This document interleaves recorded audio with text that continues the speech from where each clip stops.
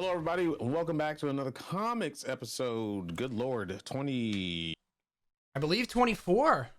Oh, okay. I thought we already had hit 25.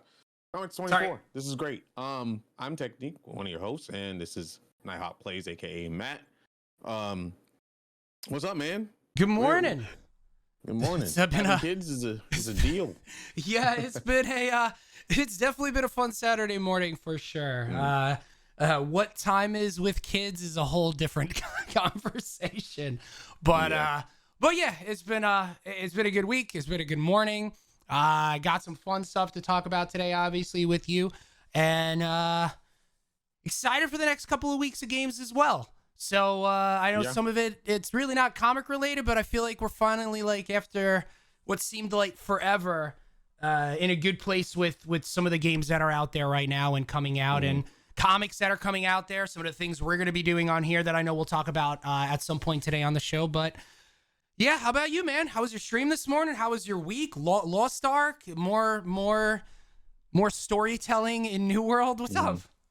Yeah, it's a lot. There's a lot going on. I mean, we do New World 6 a.m. every day, and then we've been transitioning to Lost Ark and seeing how that is. It's been pretty fun.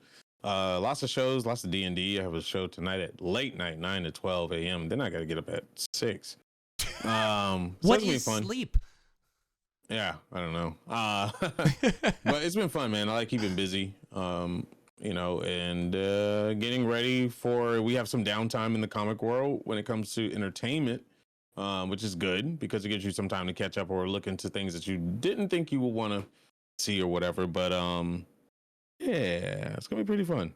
Yeah, and I mean, I know we're going to talk about a couple of things, but I know we were talking about yesterday in the pre-show, like for us and for fans of like shows and everything, whether it be anime or comics, we're in that run now, right? Like Eternals just came out yesterday. I may be missing something in between, but the 19th we have Cowboy Bebop, the series. I just still don't know if I'm gonna binge it because it's all gonna come out in one shot, or I'm gonna try to take it like a couple of days, like one episode one night. I don't know how I'm gonna do it yet. Then the 24th, obviously, which I will not forget because it's my anniversary, Hawkeye series comes out. Obviously Spider-Man and The Witcher next month. So, how can I forget Ghostbusters? Like we're in that. We got a nice couple of weeks ahead of us. Yeah, we do. And there's a lot of comic series that are starting to resurface and stuff. We have like X-Men and Future Mutants and stuff like that. So X-Men is starting to see a little bit more light of the day, so that's great. There was comments of, I forgot what the girl's name was that she played in Shang-Chi, but there's a girl that literally went to the premiere dressed as Jubilee. Oh, that's awesome. She did like a light dress version of Jubilee because there's a famous TikTok guy that takes every Avenger character, DC and Marvel or whatever, I should say, characters, and makes its own fashion based off of the character. And I've been seeing that guy pop up. Yeah, it's really cool. So now people are that's a trend now. Yeah. Is like red carpet events. They kind of dress in the style of their favorite superhero, vigilante or whatever, but it's not like they're cosplaying, but they're taking the colors and the style and making their own thing. And I forgot this girl's name. It was on Twitter. I saw a post for it, but it's catching a lot of fire. I think her last name was Wang, and she had her hair done like Jubilee to the side. She had a yellow jacket on, and like the colors was matching the boots and everything. It was really sick. She looked just like she would be a good Jubilee for sure, and she's already in Marvel, so she's ready in the universe, right? Yeah, and there was actually a bunch of Marvel news coming out this week as well. So, yeah. So I mean, I'm sure there's going to be a lot of stuff we're going to talk about here. I don't know where we want to begin. I know. As a go ahead. I'm sorry. No, I was going to say, man, we could start with Eternals because we're not going to really go deep into the Eternals at all because I'm not looking at it in the theater. So you guys will probably have a head start on it than me. But I do know reviewers from like friends of mine that do get premieres and stuff like that. Eternals looks great. The reviews are pretty dang good. I mean, there's bad reviews, but those bad reviews are just a bunch of upset men. At the end of the day, because there is it's a lot of sexy time in this, and men can't handle that. They're still boys. And then the sexy time happens between two women. I heard. I thought it was two men. Which is dope. because that should really exist more in the MCU, because a lot of the comic books written back in the day was always male falling in love with female, and then somebody broke the mold in like the late '90s when it was very controversial. And I believe Rogue and Jubilee kissed in the comic, and it was like no, it was Rogue and Jean, I believe. I think Rogue and Jean kissed in the comic, and it was just like people were flipping out about it. So yeah, there's a lot of same sex nature and love going on in there. So there's a lot of sexy time. People call it the horniest Marvel MCU movie there is, which is great because there's a lot of sexy people in that movie. So that's good news that it was well received. Answers some questions, leaves a lot of questions open from what I've heard. Yep. Haven't gotten to see it myself, but that's good too. It's great to see that Eternals, something that a lot of people thought was going to be like a pushover, is actually not. So kudos to that. Yeah, that's all I got for that one. The things that I've heard about Eternals too, like there's a very big difference between what critics wrote. I think right now on Rotten Tomatoes, or at least yesterday, it was hanging out at 58. So it was, certified rotten. I forget their rankings, but audience was 86. So it was almost certified fresh. So again, Rotten Tomatoes is a bunch of rotten old men. But it's interesting. I mean, as far as critics go, it's one of the worst reviewed Marvel movies, and it's been a long time since those have out there. So the things that I've been reading from non-spoilers that I've been reading, because I really do want to stay away from spoilers for this one, is that it almost felt like it wasn't a Marvel movie, and I wonder if that's why the critics are giving it a flack. I mean, probably because of the interracial relationships in a comic book movie, not gay relationships, that was going on, same sex. Yeah, my brain is still not all there right now. That's I know that was a thing that people talked about in a negative light, which is dumb as shit. Which is dumb, It's actually dumb because first of all, they're not even human. We don't know what goes on different planets and different areas and different like being celestials or whatever in that sense. Like, yeah, but for when I've heard about graphics, when I've heard about the actual story itself, once again, I didn't hear this. I don't know what the spoiler is, but they said that the mid-credit and end-credit scenes, there is 2. So if you're there or whenever you watch it on VOD or whatever it is, stay for it. It is setting up a long story expansion. But like it's exciting me. Outside of Black Widow, Shang-Chi, which we'll be getting next week, actually, a week from today, which is actually something we got to talk about as well too. Disney Plus Day. It's we'll be getting that. We have that. Then we have Spider-Man. Venom for everything that we've talked about. It's doing well, and for what it's worth, people are enjoying it. We got the Morbius trailer. Like, we're finally into that after like a year and a half of nothing. We're finally here at it again. Me and you aren't seeing it yet, but we're here again, and it's good stuff.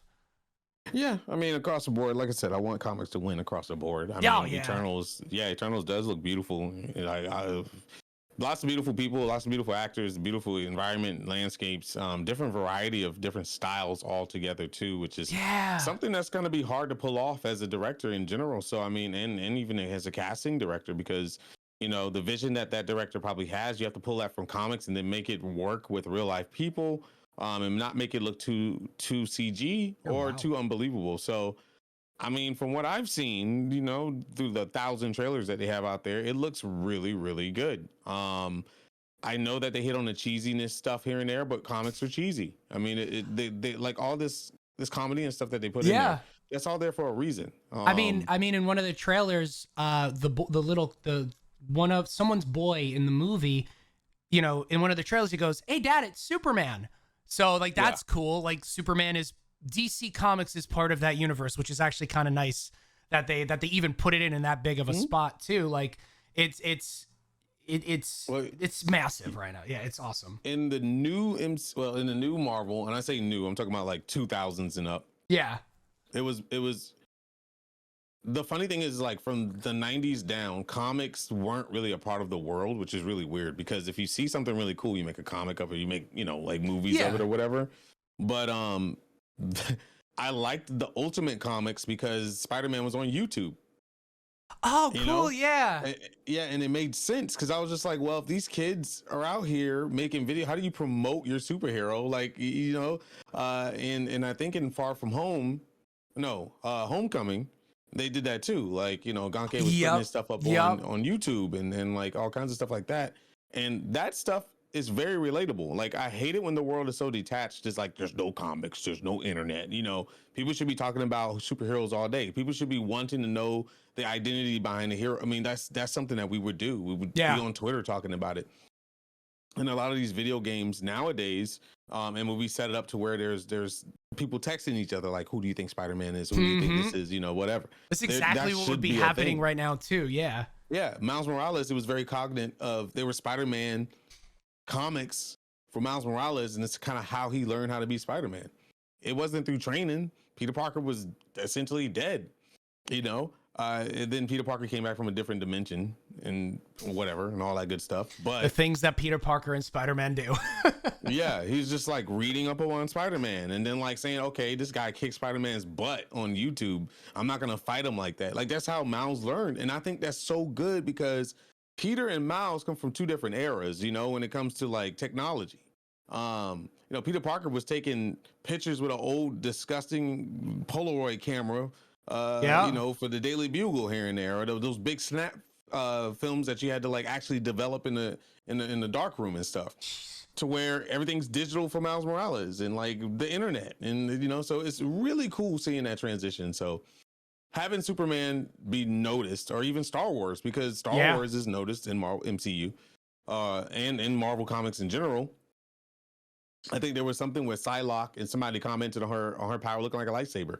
Like, that's cool to me. Yeah, that's cool. That's really cool to me, you know?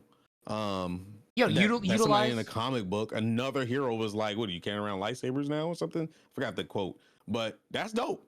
Like, that should be a thing. Yeah, like that's something we would like if we saw that today. Like, I love how they're utilizing it. It's science fiction, it's comics, it's heroes, but when you think of how you would see something and what would your first reaction be, and as people that live in the world, I'd probably say the same thing too.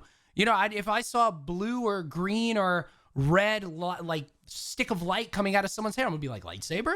Absolutely. Or someone's doing laser eyes as Icarus does. My first thing is gonna be like, oh, it's Superman. Like like it's just without the cape, right? So and actually, you know, it's interesting. Weir says it. The cinematography is hands down the best in Marvel, in my opinion. Some of the shots are breathtaking. And you know what? Coming out of the trailers, and Frank and I had talked about it before too, those trailers, even though a lot of it was CGI heavy, it did look really, really good. Outside of Infinity Wars and Endgame, which was very CGI, and obviously they dumped hundreds of millions of dollars into it, this looked on par, if not better than what we've seen, you know, out there, which is amazing. Even Black Panther, dude, 90% of that set was built. Yeah, it's wild to think about. Yeah, you know, built. I think Chadwick Boseman said he would like after sets, after shoots, he would walk through with Angela Bassett and some other actors and actresses and just marvel at the set. That's wild. Like, because that we're here. Look at this. Money to make, but like just seeing that we're still here, because what made Jurassic Park good was the animatronics. It wasn't the CG. Yeah. The animatronics were just so good, and we really don't get animatronics anymore because, you know, the level of CG is, the stuff that you can make in CG is just incredible. I mean, there's phone apps that can do what CGI was doing. I don't know, 6 years ago, 7 years ago. Yeah. So it's pretty interesting. Yeah, I speaking of Jurassic, I loved Jurassic Park, and I haven't since the first one. I haven't been able to watch them. It's because of the first one, and maybe going back to last week, the nostalgia thing with it, or whatever it is that we had a discussion about nostalgia. I get that huge uncanny valley. I know this is fake, but when I go back and watch the original, I know it's fake, but because it's animatronics, I guess it doesn't. It aged I don't get that well. Connection. It was so aged good. So good. Yeah. There were some CG. Same thing with Ghostbusters too. Actually, same thing with Ghostbusters. If you think of it, aged really well. Back to the Future aged well. Yep. That's what I'm saying. Like, not to hate on, you know, Zack Snyder's film, but it literally looked like some of that stuff was shot on a stage, and then it literally looked like that stuff in the background was just like green screen. You know, like, for us being in the business, we can tell very easily, but But the Amazon scenes were dead on good. Like I thought the Amazon scenes were really, really well done. But anyway, so yeah, technology. We're gonna see more. I'm really. I mean, once augmented reality and stuff becomes a thing, I mean, I could see us in the future, maybe 10 years from now, putting on, instead of having 3D glasses, we're putting on augmented reality glasses and shit, and like superheroes are flying over us, and we're watching movies like this, you know, and all around. I could just see that happening. Free guys. That's gonna be really cool. It's like a free guy thing, yeah. Yeah, that'd be interesting as hell. Becoming part of the movie or whatever. I mean, what is it? We're more than halfway to that PS9 commercial from back in the day. I think it was PS9, right? So yeah, when you're walking into the game. Yeah. Listen, if I look at some point, if it ever gets to, you know, like a Ready Player One, or like you said, an augmented, or like Iron Man, I'm throwing things around my house like in AR, I'm good. I take it. Yeah, it'd be cool. I mean, what if you could do your job in augmented reality and stuff, and like it's just really cool, man. The things that you do, like sign into a server and you're like actually moving you know, databases around and stuff like that, and like you would see Tony Stark do. I mean, just some cool stuff, man, to think about. Yeah. Go ahead. You can we can start off with the show. It's just something a little icebreaker. Something to think this about. hasn't been Eternals. A show. Yeah, we're you know, this isn't, you know, this wasn't a show. Yeah, so we do got a couple of things here to talk about today. We're going to talk about some comic news. I actually have some you know, I also have a couple of sites up as well too, because this has been an interesting week for comic news and rumors that are out there, both movies and TV and gaming wise as well. But you know, we could talk about some of the comic announcements that came out this week to start us off. You know, first and foremost, I think it came out either yesterday or Thursday. Today's Saturday, right? Yeah.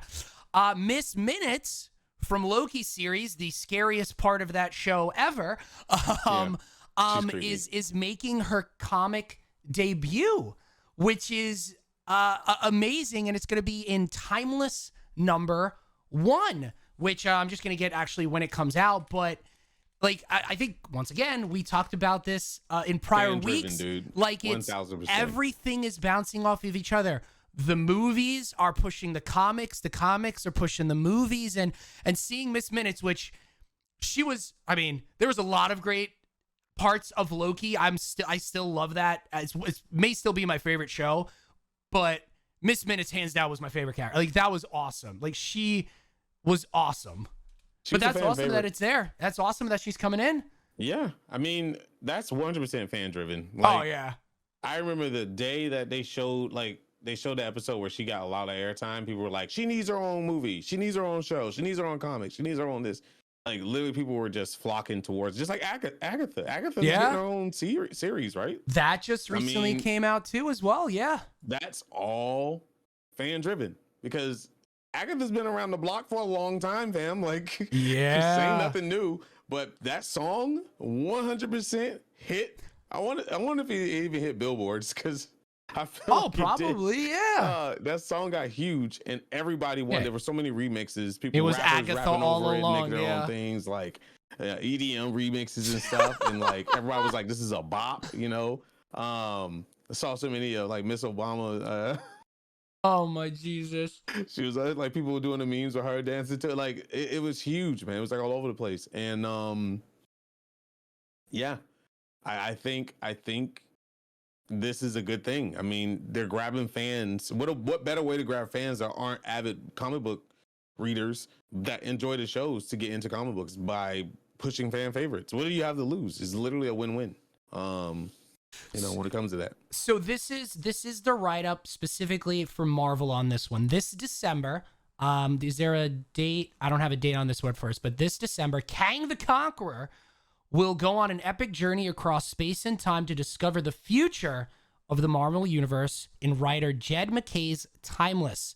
This special one-shot providing a first glimpse from Marvel's biggest 2022 stories will have a series of exciting variant covers, including one that will feature none other than Miss Minutes from the hit Disney Plus series Marvel Studios' Loki.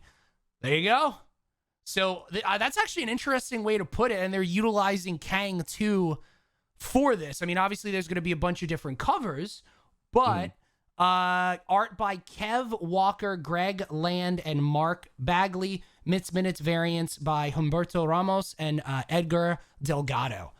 So that's actually pretty cool. And it hits stands December 29th. So you're literally ending the year with what is going to happen in 2022 for the Marvel, as I hit my microphone, Marvel universe in comics. That's cool.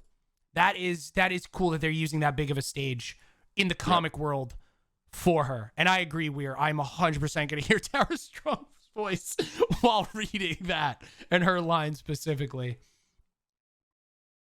Ooh.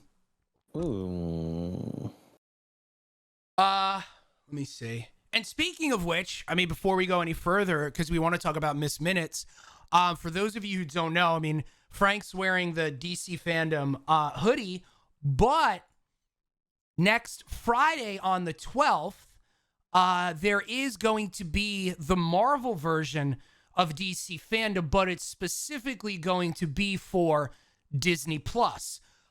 We don't have a time yet, I believe. We don't know if it's going to be allowed to be restreamed like Fandom, but regardless, at some point on the 12th, we're going to have a full-on Disney Plus showcase, which is going to provide future information for not only the Marvel universe in Disney Plus.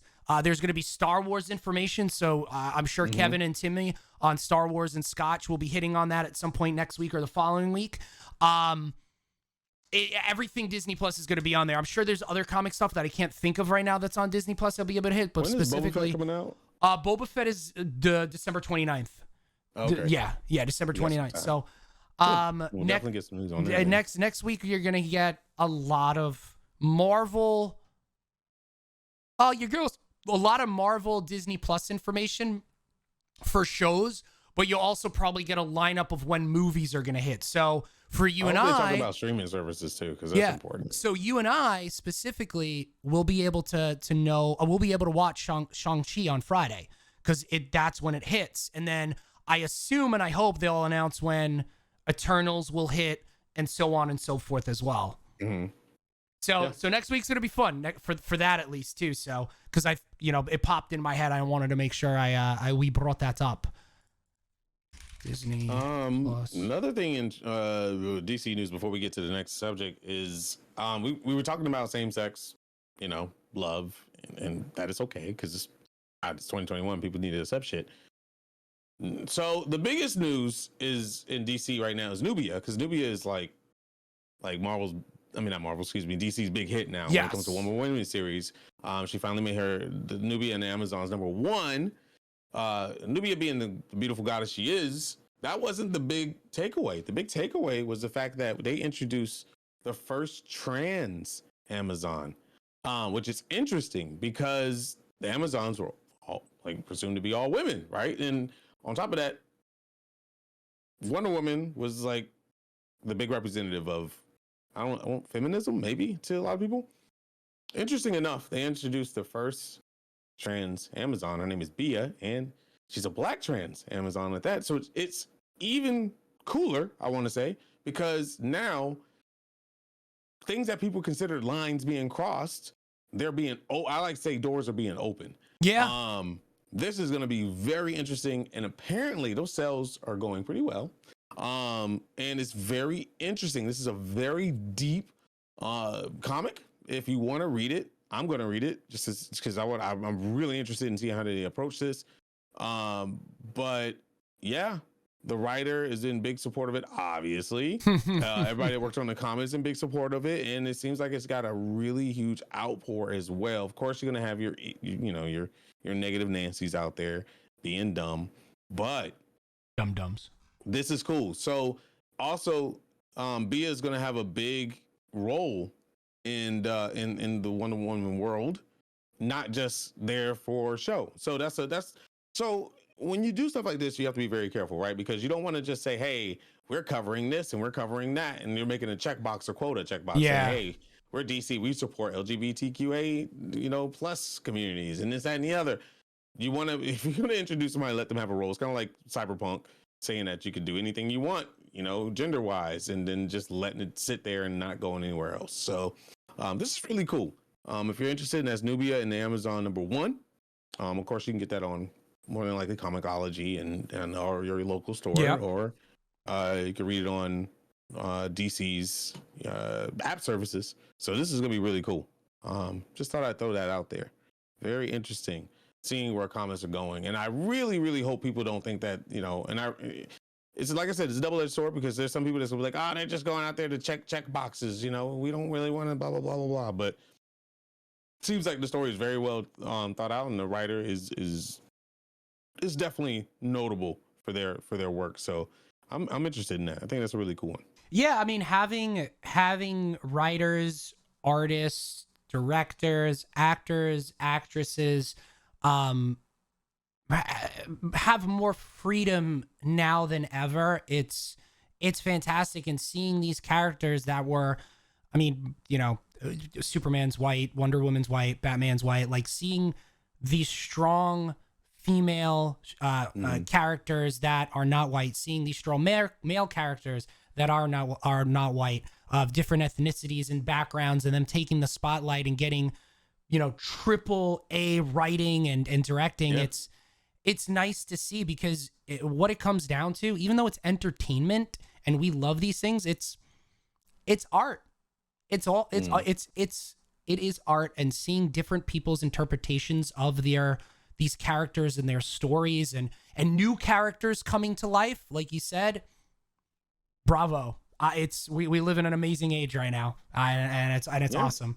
I hope it pops in movies more too. Like I think the more it's in people's face, and I think people are just too afraid to accept things that they don't understand. And that's the case of a lot of ignorance. The whole thing behind ignorance is not understanding, not knowing. And I really hope that it does make waves, and people that make video games and comics and movies and so on and so forth, even cartoons. I mean, it's a thing that you have to deal with.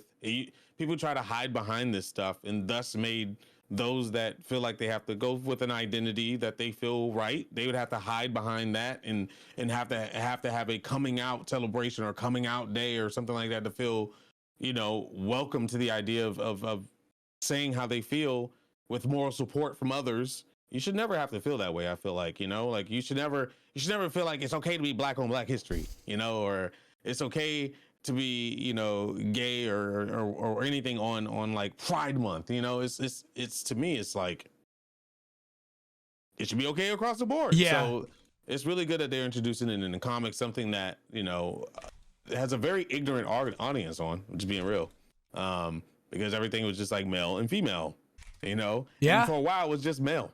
We're finally starting to push over that barrier, and we're going further. So that's really, really freaking cool, man. I like it. Yeah, tokenism is it's enough to inspire even just a kid. Representation matter. It does. Like, I don't think Black Panther would have been received well if it came out in like early 2000s versus. Oh yeah, absolutely, 100%, 100%.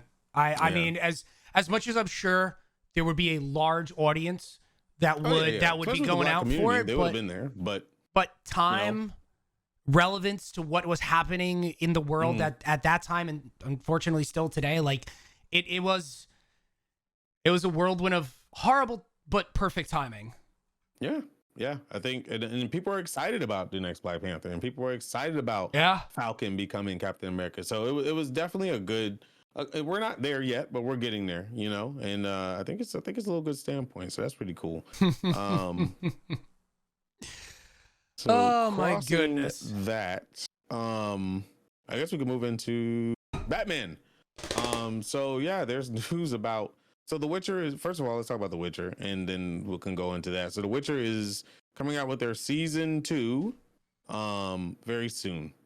Yeah, December 15th or something like that. Yeah. Yep, December 15th. And of course, 15th. If you're a Superman fan, Henry Cavill, however he says his name, is was Superman, now Geralt, and really enjoying the job. From what I've seen, he loves his job as Geralt, and you could tell when the actor is really into it if they're tweeting out like every 5 seconds about what they're up to and what they're doing.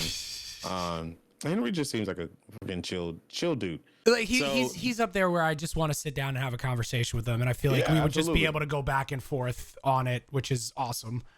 He's the type of dude that you don't get starstruck on, because Yeah. he's like a bro, right? Yeah. It's like, dude, Henry, this is awesome being able to be here with you. But let's talk about video games. And I feel like I can sit there for an hour just talking about video games for him or whatever. So it's really dope to see him being very successful in our space. you know?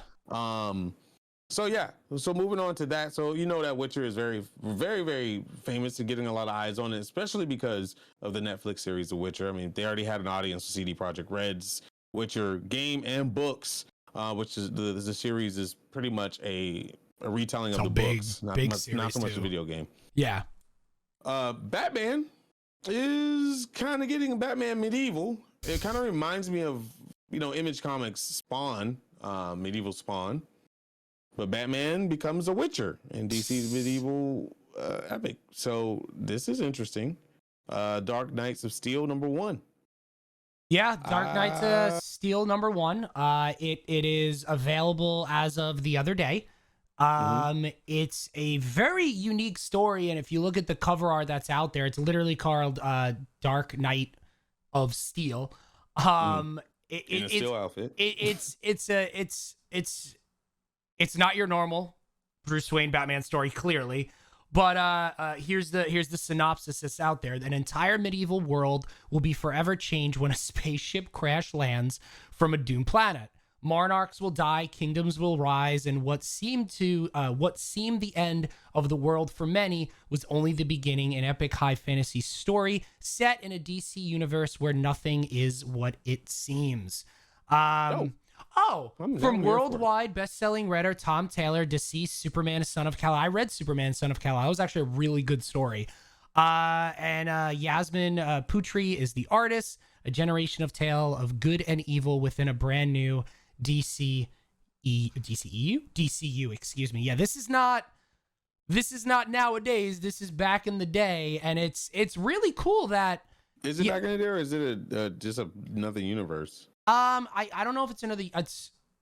I assume that it's another universe, but because it says medieval world. So actually, that's a great point. I don't know if it's set nowadays, but it's all medieval, or if it's like back in the day medieval. If that makes any sense. I can DC's Game of Thrones style universe. So, yeah, I'm guessing maybe it's like a different Earth or parallel universe or something of that nature where they have, let's see. I mean, it looks really Dark cool. Knight still want to introduce Batman as a knight working for Superman's parents, Jor-El and Lara, who left Krypton together and founded a kingdom on medieval world in a unique twist on traditional Man of Steel mythology. Wow. There might be, these are light spoilers, so if you're planning on reading it, and close your ears. Joel and Lara become close friends with the Waynes on this world, and Bruce pledged himself to serve the El Court, similar to The Witcher's main protagonist, Geralt of Rivia. Batman spent most of issue 1 hunting something. I won't say what it is. Yeah. And that something is in reference to a character in the DC world. Won't say. So this is another universe, and it's a different. It's light at all. Thank you. Where are you reading this from? CBR. Oh, so yeah, okay, that's cool. I'm not saying what the character is, but that's really dope. So well, I know what my reading is tonight. The monsters that Batman's fight are like representations of superheroes and villains, or like vigilantes and villains in the DC universe. Freaking sweet. I'm writing that down. That sounds dope. I would can all the other stuff that DC's doing and work on this. Besides Black Adam, we want that. But dude, I mean, talk about different storytelling. I can see this as an anime. Yeah, webtoons. So Dark Knights of Steel #1, if you guys are interested, because that sounds rad. And it's already out now. It came out the other day. Unlimited Comixology, so I will be on that. Yeah, and actually, speaking of Comixology, Scott Snyder's #2s came out the other day. So if you picked up any of the books that we talked about that he signed exclusively with Comixology, they are available both digitally and print as well. So if you want to go pick them up, I forgot what the 3 are off the top of my head, but Because I have Amazon Prime, I did read all 3 of them, and I do really like all of them. So I didn't have a chance to pick them up yet, but I am going to be picking up not picking up.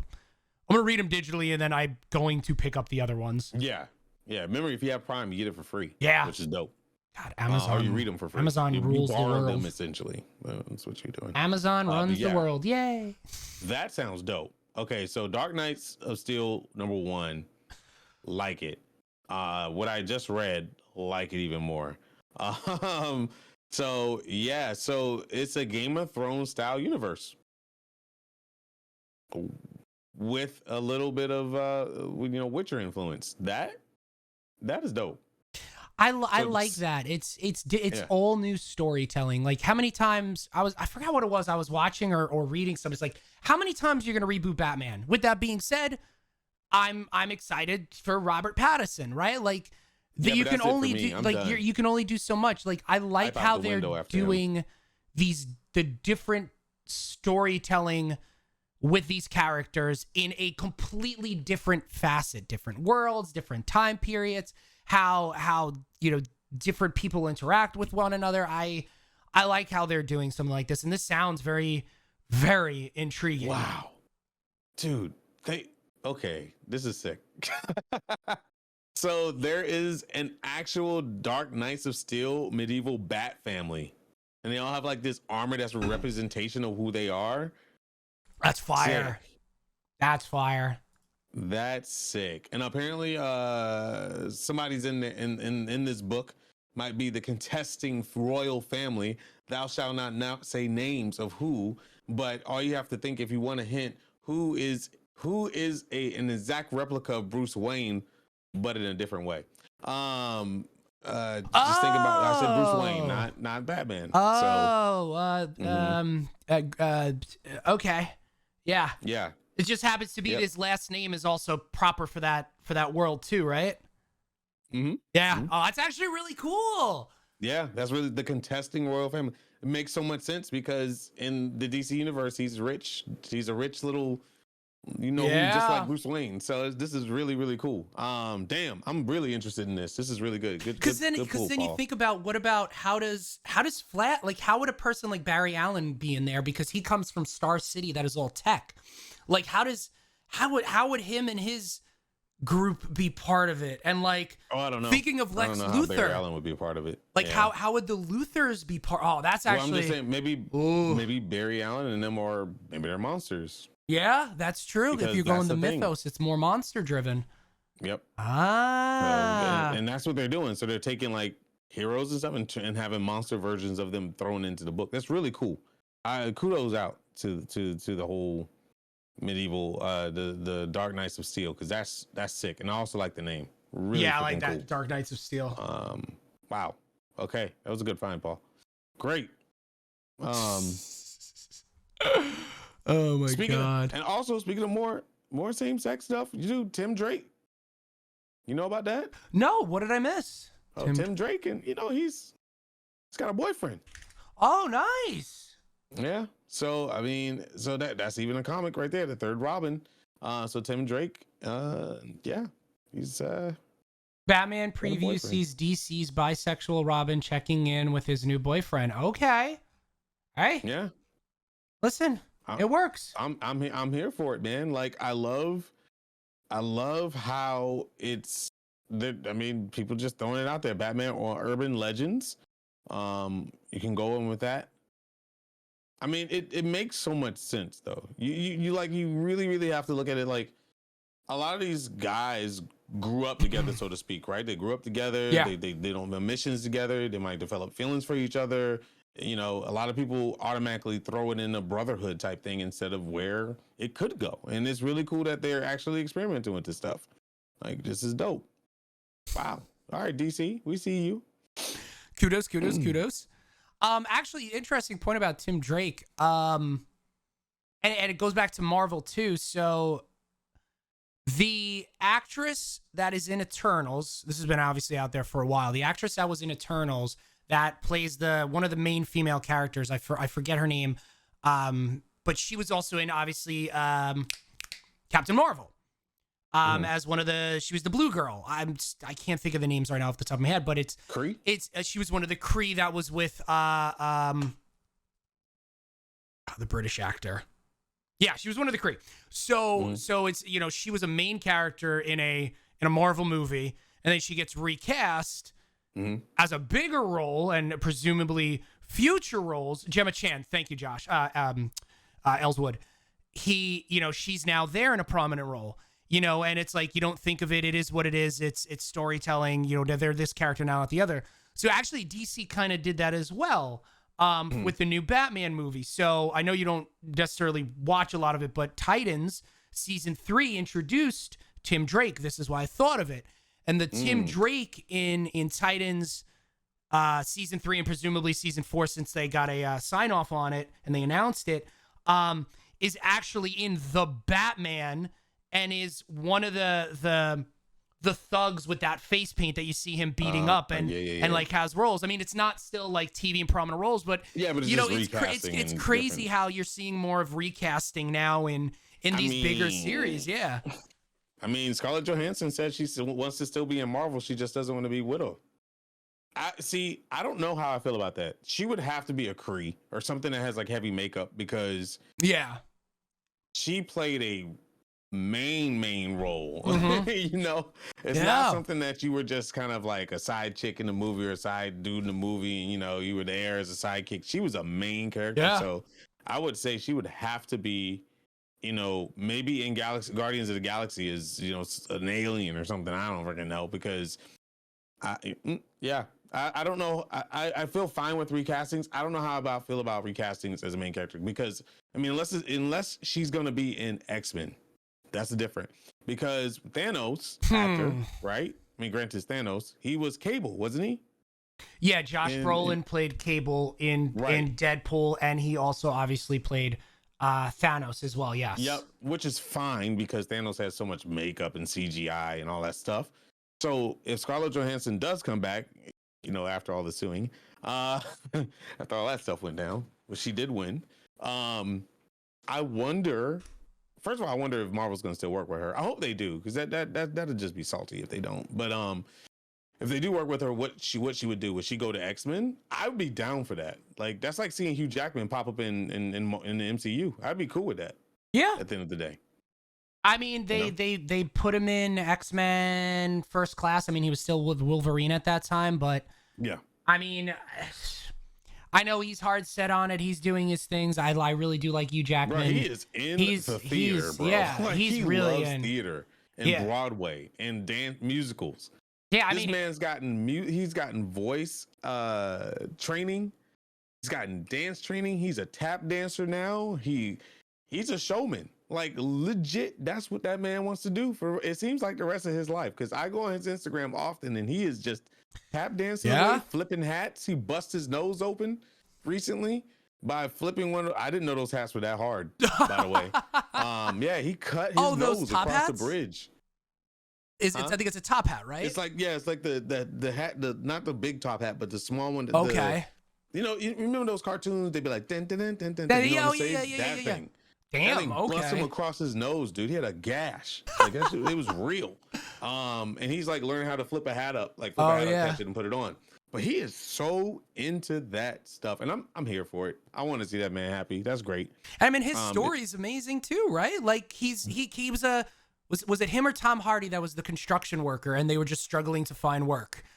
It might have been Tom Hardy that was construction worker. But same thing. Like he was a normal Joe Schmo. Nothing was really working for him. He wanted to act. He went out there. He wasn't getting anything, and then he got the phone call. Like, he was a blue collar worker, and then he got a phone call, and then his life was forever changed.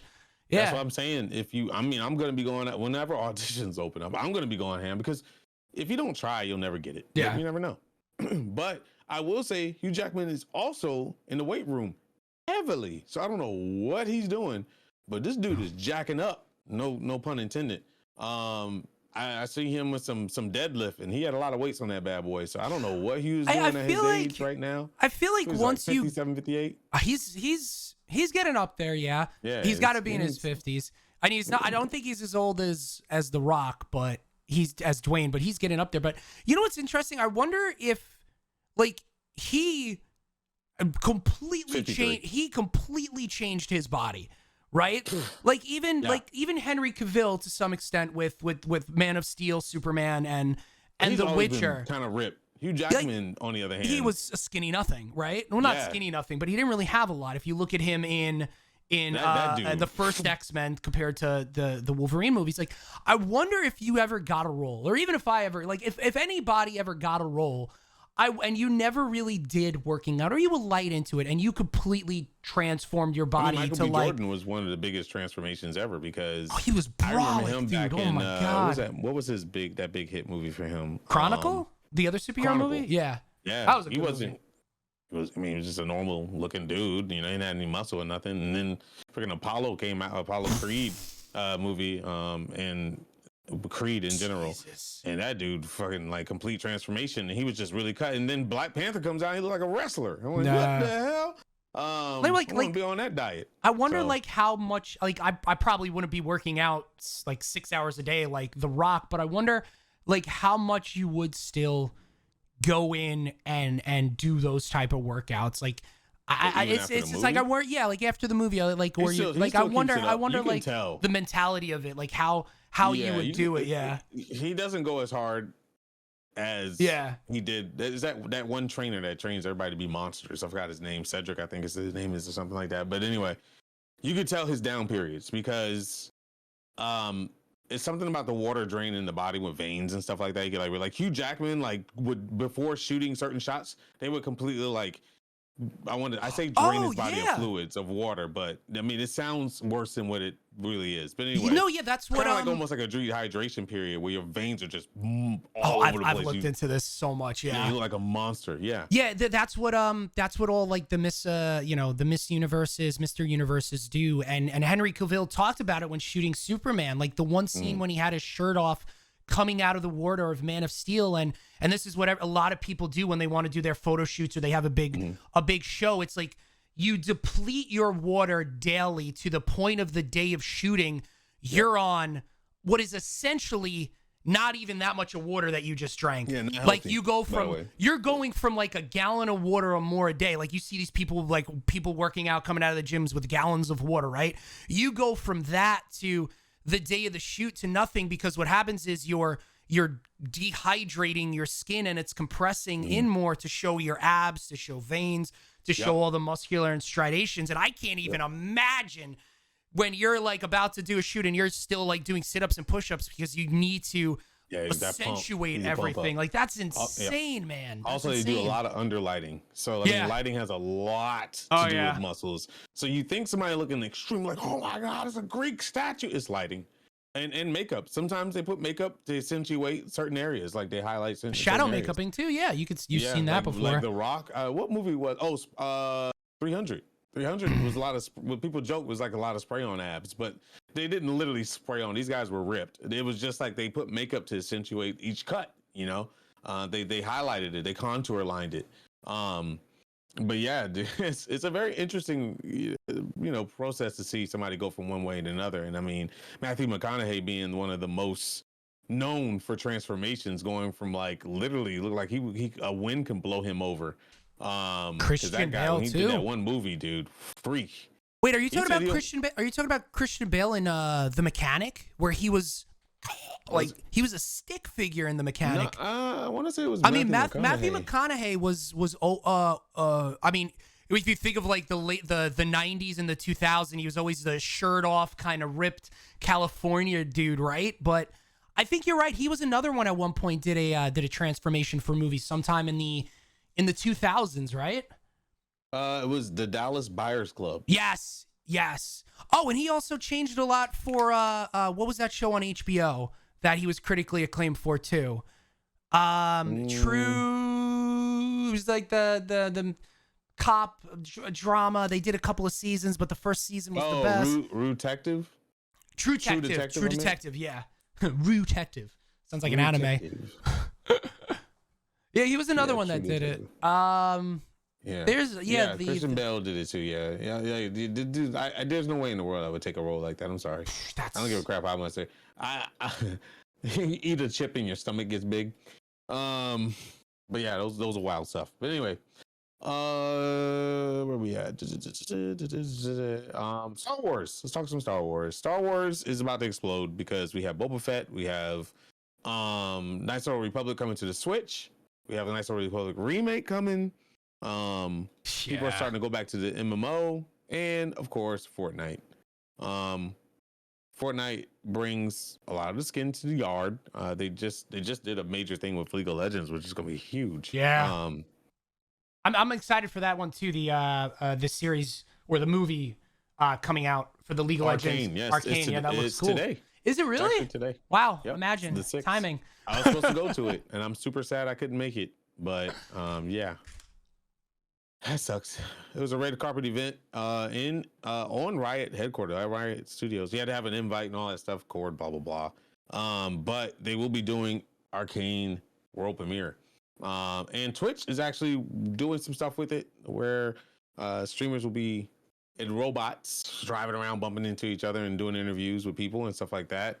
I wish I could do it. Sorry guys, but thanks for the opportunity. But it's gonna be interesting. Arcane. Yep. Oh yeah, it comes out Looks good. tonight at 7 p.m. Pacific. So I guess it's gonna be. It comes out today for special pre-shows. They're doing a whole thing on Twitch, which is awesome. Yep. Certain people will be able to also co-stream the other 2 episodes. So if you want to watch them tonight before they officially hit on Netflix, I guess tomorrow. I don't know how it's going. It's kind of hard to read through all this stuff, but that's actually really cool. I'm loving more and more that Netflix, that DC, hopefully Marvel next week, that more and more of these shows and movies are really pushing us streamers, are really pushing Twitch, are really pushing YouTube, Facebook gaming as well. How they're really pushing, because that's where the target market is. That's where their target audience is. Like I still remember, the demographic is huge in here, and like us. Yeah, you know? yeah. Like I still remember. Say what you want about the movie, but the Tomorrow War, they had that whole big, was it like a pre-show game show essentially with I think it was Lupo was one of the people, and it was really cool because it's an interactive piece that you could do with your audience, hyping something. And if these studios know that we're the target and our audience is the target market for it and can lean into it more and make it not just the top 1% of streamers, it would be really, really, really cool. And it's nice to see that they're doing things like that. I mean, I was blown away that DC said, hey, restream this at your own will. It doesn't matter. You don't have to be partnered with us. Literally anyone can restream it. Like, that was actually dope. It would be nice to see Marvel do that as well too, because that would be even bigger. But yeah, Disney's always been kind of weird with it's like they want to drive more traffic to their it's understandable if they want to drive more traffic. That's understandable. Stakeholders, money, it is what it is, right? Yeah, I mean, I think also there's a lot of people at Disney, I feel, and maybe even like the top end of Marvel that don't understand streaming still, or understand the value behind it, because I mean it's Disney, they are there to make money. Yeah. So it is what it is, but that's pretty cool, man. Arcane today, but anyway, like I was saying, Batman. What is it? The one, He Who Laughs, or what is it called? Oh, the Batman, Batman Who Laughs, the Dark Metal Creepy series shit, as well. dude. Yeah, it's wild. It's wild. Creepy stuff. That's gonna be in Fortnite. So use creator code. I saw the skin. It's really creepy. It's like the Joker with it's like a cross between the Joker and Hellraiser almost. Yeah. Yeah. So go check that out if you want. And also I think that goes back to. I think that goes back to Scott Snyder as well too. Yeah. Yeah, him and Greg. Him and Greg. That's cool that that was what they were talking about going further with it. Yeah. Yeah. It's gonna look. Is this freaky? I mean, Fortnite still being one of those games that will never. That's just not seeing anything but the sun of day, because I mean it may not be as. I don't think Fortnite is as big as it used to be. But it's still there, man. It's still there. Still a fan favorite for a lot. It's still massive. It's still big. You literally could be, 5 years old, pop on and play it. You got the creative, like it has everything. It's definitely not as big as what it was when, Ninja, Drake, and everyone like that. The 2000 and I think it's late on League 2018. It's like there and people play it. Yeah, there's no tournaments, but people play it. I mean, there's like, there's homebrew tournaments and stuff like that, but Yeah, not no online, gigantic, LCS type thing. But that's cool. That's cool. You can also get Jinx from League of Legends / Arcane. Her skin is in the game as well, which is cool. Yeah. So we were talking about Star Wars. Speaking of Star Wars, I took a chance and bought a lightsaber. I forgot the name of the company, but I compared Vader. I forgot the name of them, but their lightsabers start out like $600. Oh damn! I didn't buy that one. And compared it with another company that does dueling lightsabers, which means you can slap these things together and they can take a beating. And I forgot the company name, but I spent like $160 for this lightsaber, and it's just as good as those $600 lightsabers. Wow. Okay. They're built almost just the same. The only difference between the two is that the lighting. Actually, yeah, the lighting comes from the actual saber. It's the hilt, the what hilt, you hold. Well, no, the hilt is heavy. on top. Yeah, it feels like it would be if it was an actual. What is it made out of? Is it plastic? Is it metal? Is it? It's metal. Can you show it or no? Yeah, I was about to say, yeah, can you show it? That's cool. I kind of feel like I've seen. I mean, you scroll through TikTok enough, you scroll through Facebook enough, you get advertisements, right? I feel like I know exactly which one he's talking about. I just can't think of the name because I remember the advertisement of people literally dueling back and forth, like with the lightsabers they themselves. Had a buy one get one free. Not buy one get one free. Excuse me, buy one get half off. Sale, and I only bought one. But this is that's nice. Oh, that is. Yeah, it's and if you what the heck? It's getting my face. There we go. There you go. Don't and move. This is where you charge it. Mm-hmm. This is your button to do. It does different settings depending on how long you hold it. It does have the, what do people call it? The pixels that go throughout the LEDs. The blade itself. No, it's not called LEDs. It's called something else. But the first question somebody asked is, does it have that in the stick? I was like, yes. So it does change color depending on the connection to it, and the light comes from this. That's dope. So it does shoot up just like, so if you're in the dark and you turn it on, the light goes from bottom to top, and you can change whatever color you want. Of course, I have it on the Sith color. It plays music. It does. It's got the smooth motion, so when you move it goes vroom, vroom. Oh, that's awesome. Yeah. When you hit it, it does go psh, psh. It's dope. And it does flicker when you hit it. When you hit it against something, it's like, so if you wanted to record, you could. Oh, that's you don't dope. have to do any special effects. Dope. That's nice, man. Yeah, and you can lock your saber color. It has rainbow colors on there, so you can pick whatever color you want. It also has different modes, so different lightsabers sound different. Like Luke Skywalker lightsaber sounds different than Darth Vader's, and you have different settings for each saber. Yeah, it's pretty sick, man. It's heavy duty, not super heavy, but it's got weight to it, and it's really, really nice. I love it. It's really great. I'm probably gonna buy another one from them. Super easy to set it up. The only thing that I'm confused about, there's these rings that came with it, and I don't know what the hell those are for. They're like no instructions. They're like little thin washers almost, but it was like that big. And I was like, does it go around this part? And but it doesn't make sense. Huh. So I don't know where those are set, where that goes. Frank's gonna break something, and it's gonna be like, oh, that's what it's for. This thing as hard as I could on something, it was fine. Nice, dude. That's awesome that a company was able to go out there and sell it. Showing the video, there's just like wham on top of another stick as hard as they can. Doesn't do anything. Is it officially licensed?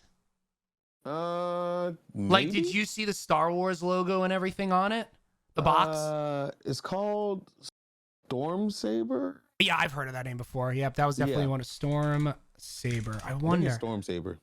Official Calamity. Well, no, that's definitely not it. I have the box right over there. I'll just have to look at it. But it's awesome. I'll give you the information if you guys want to check them out. They're dope. Yeah, I found it through Instagram. I was like looking at Instagram videos of people dueling lightsabers, and there's tons. I mean, Vader has theirs as well. I think Vader is the best one that you can buy. That's what people are saying.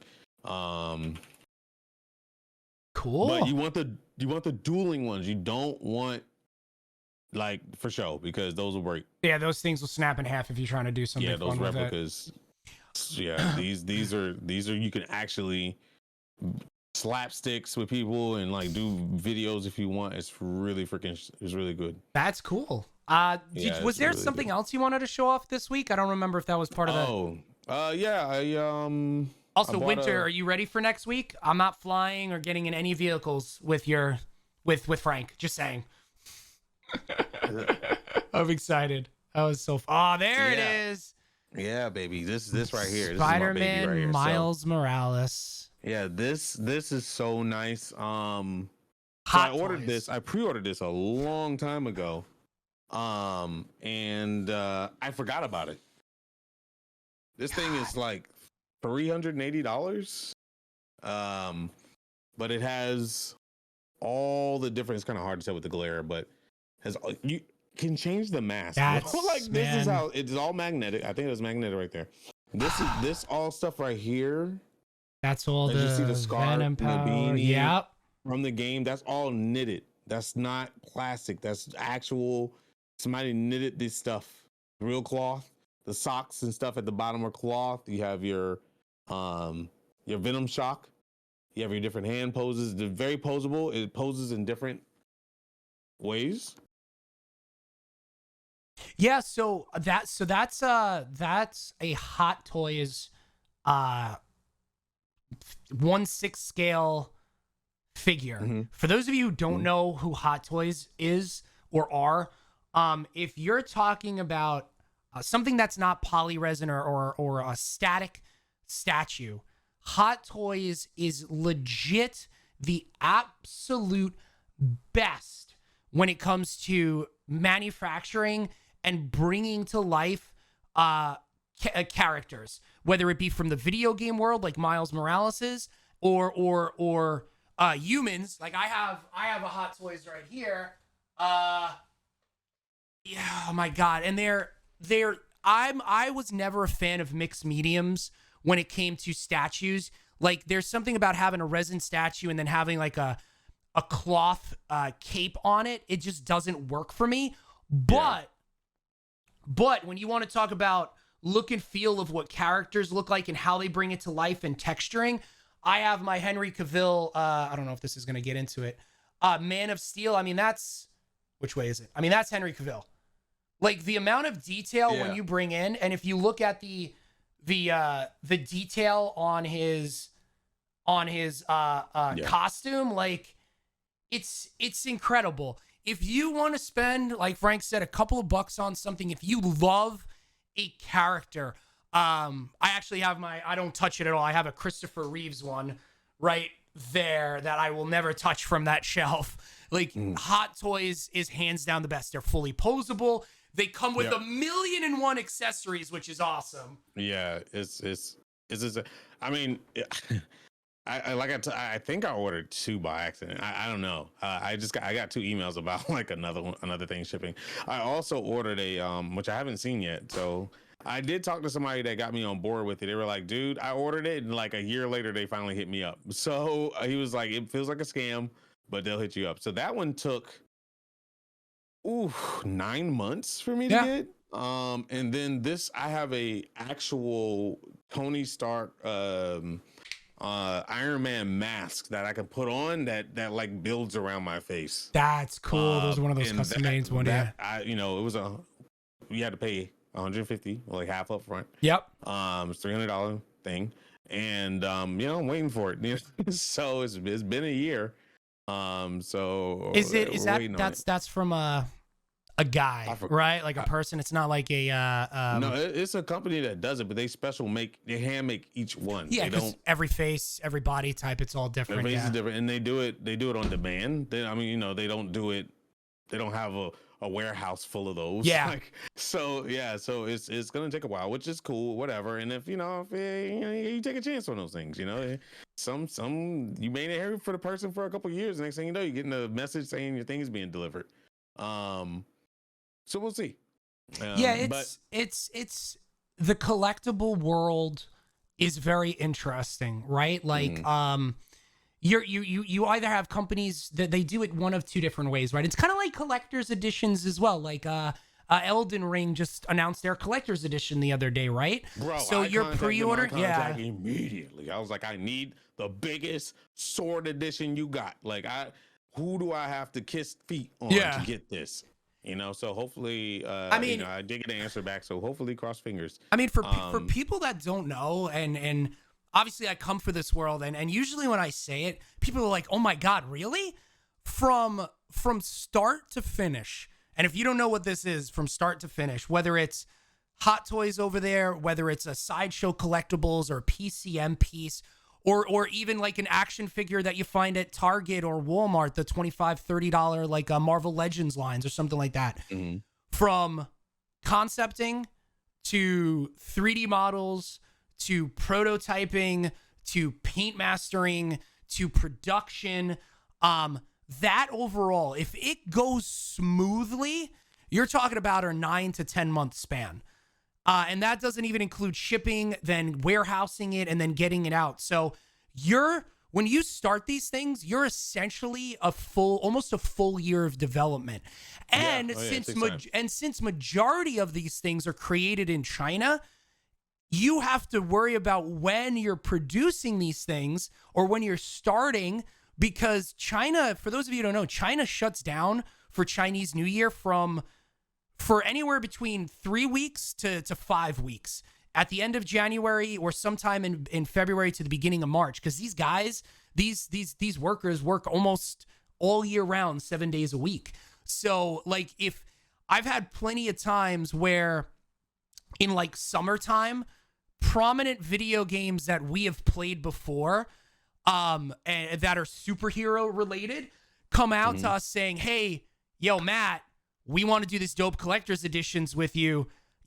As of right now, the game is slated for June, and we're talking in September." I'm like, I want to, but I'm telling you, if anyone tells you yes, they're lying to you, because we lose production, we lose everything for like a month. You can't do it. And one cool thing, and I'm interested to get your reaction on this because you're a collector. So 3D printers is massive right now, right? 3D printing helmets, statues, their own collectibles. I think one of the most expensive ones that I have seen personally for market is like $1,000, $2,000 or something like that, even $3,000. Dude, expensive? F that. I remember when 3D printers were up at the 25,000 mark. So, like the big ones. So, where is it? So to get the level of detail and more that you see out of collector's editions, out of $300, $400 statues, right? Like something like this right here from DC, right? First of all, when you start prototyping this, something like this isn't going to be done in a day or a week. Something like this is going to take a minimum of 30 days to 45 days. You're on a printer, a 3D printer that can print down to 1 micron. And that printer, no joke, is about $7 to $8 million. That's how you get the level of detail. So I love people. I myself want to go out and get a 3D printer and print things. But if you want to reproduce something like that, it's damn near impossible with what's out on the market. Yeah, I mean, I think the domestic one that you could buy, because there's some that you can't get because you need to have like the amount of waste that is expelled from these things. You can't. $7,000 is about the highest you can go with domestic. Maybe even 10,000 for industrial. Yeah, I thought about it. I mean, to me, it's a return on investment. Like if I spent money on it, I would start out with like a couple $100 one just to learn the basis of it and then upgrade. Because a lot of people just jump to the I'm just gonna spend the $5,000, man, and then realize that the printer itself ain't the problem. It's the ink, it's the print solution, it's all the other stuff that you need to go along with it. The maintenance, that you're gonna, it's gonna be fun. It's like a regular printer. The printer cost is the easy part. It's the ink that's gonna get you in the end.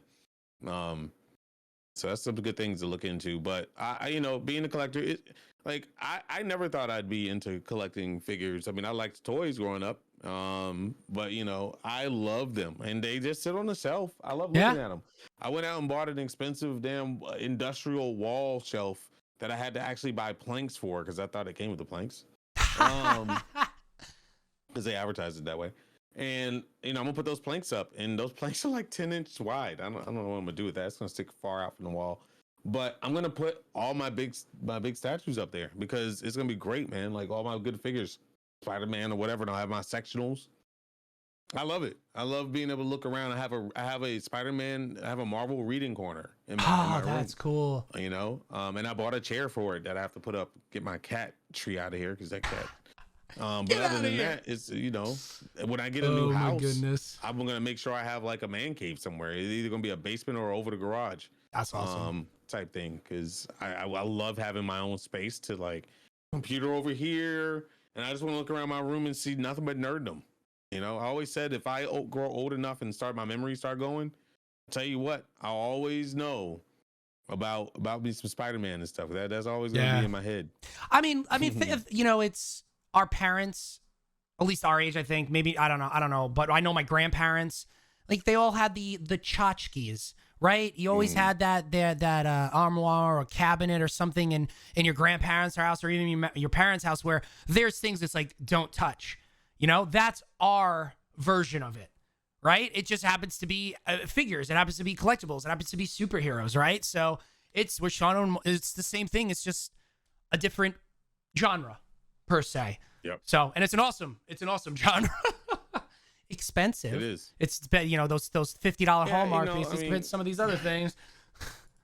People do still look at it like, how in the world, you know, why would you spend $300 for that? Like, I'm pretty sure there's people in, like, maybe even in here and be like, bro, you spent how much for that? $380 for that? Yeah. Yes.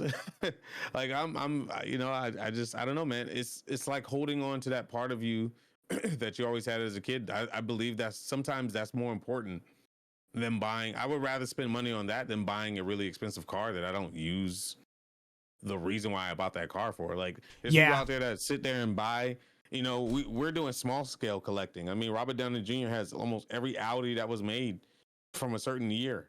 You know, those cars just sit in there. They deteriorate over time. Like I'm not spending 128,000. And then even, but what if I did?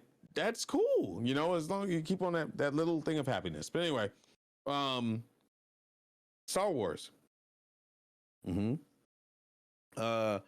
Life Day with Star Wars. So this is something that Marvel's going back to Star Wars with, and I want to say Star Wars is making preview, like it's premiering everything, like a lot of Marvel stuff. I mean, the Guardians of the Galaxy has an Easter egg with Star Wars Chewbacca in it, and there's Star Wars references in What If, and there's Star Wars references in MCU, and I believe in Iron Man 3 when you went to go visit that kid.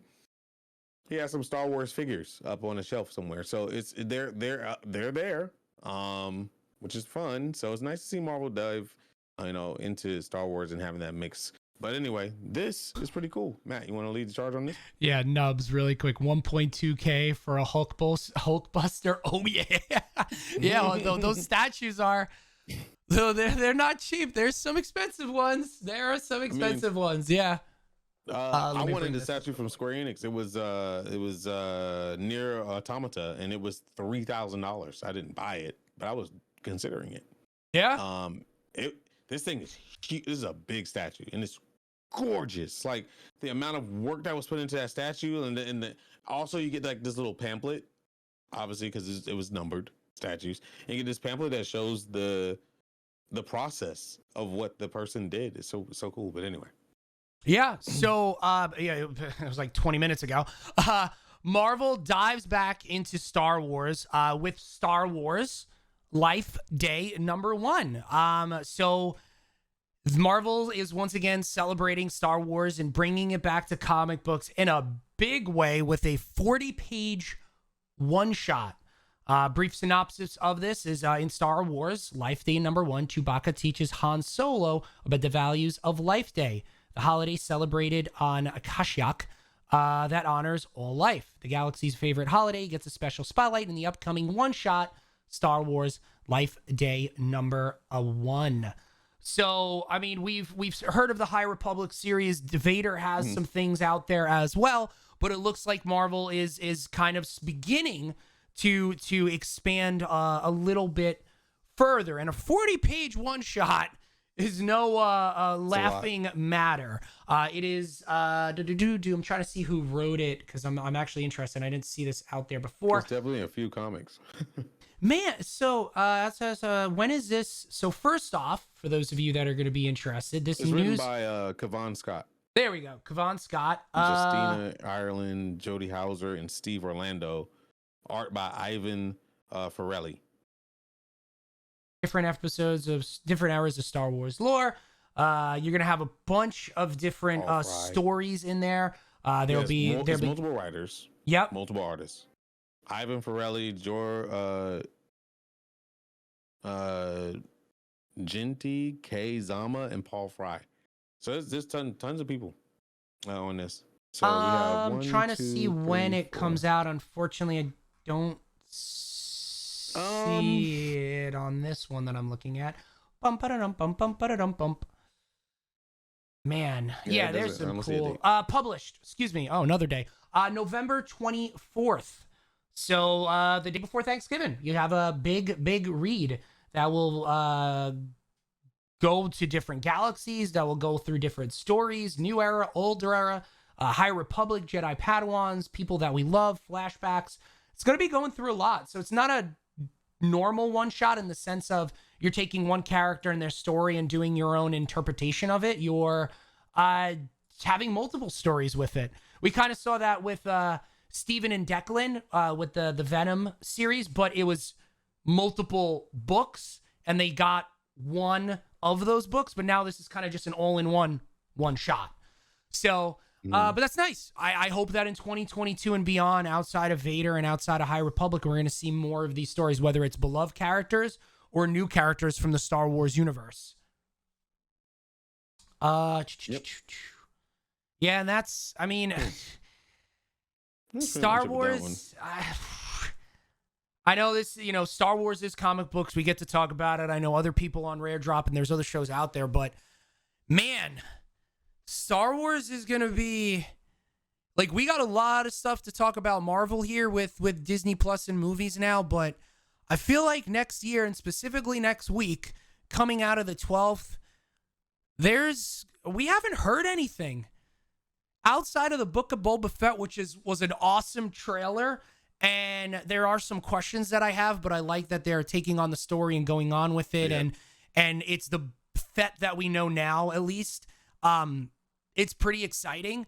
I feel like next year is going to be a lot of Disney Plus for Star Wars. There's more than likely. I mean, I think High Republic's going to start showing his face. High Republic being the past, before Fall of Jedi and all that good stuff. I kind of wish we were in a different era, like a different universe, like a different galaxy, and that stuff happening, because I still feel like we can't get away from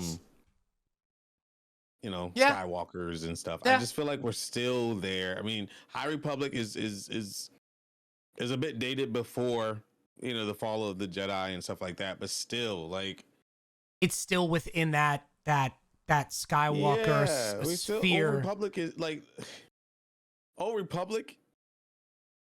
It's still there. Yeah. So why don't you just do Old Republic if you're gonna stay in the same timeline? Like, it burns me up, man. Like, I want to know all. I want all the Sith origin stories. Like, I just think they need to concentrate on, like, I'm tired of this Jedi stuff constantly, man. Like, I hate how they just keep painting Jedi out to be the best good guys in the world, and then Sith being the bad people. Like, I wish they would just go back further at this point. Man. No, not even go further. Like, if it's in this, go to a different universe. Yeah, go to a different galaxy. A story from a galaxy far, far away. Well, what about a galaxy not so far, far away, or even farther away? Right? Yeah, that's why I love Vision. Yeah, a Ronin Star Wars run, like complete movie, comic books, you name it. Like, that interests me. How would Star Wars be on a different planet if it was more Ronin stylized, or so on and so forth? I don't know.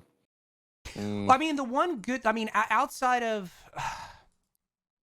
Rian Johnson, so outside of what we're seeing on Disney Plus, which is still within that universe instill the Skywalker saga, right? Like we still have Mando, that's part of it, obviously. Ahsoka's gonna be part of it. What are some of the other series? Obviously, Boba Fett is.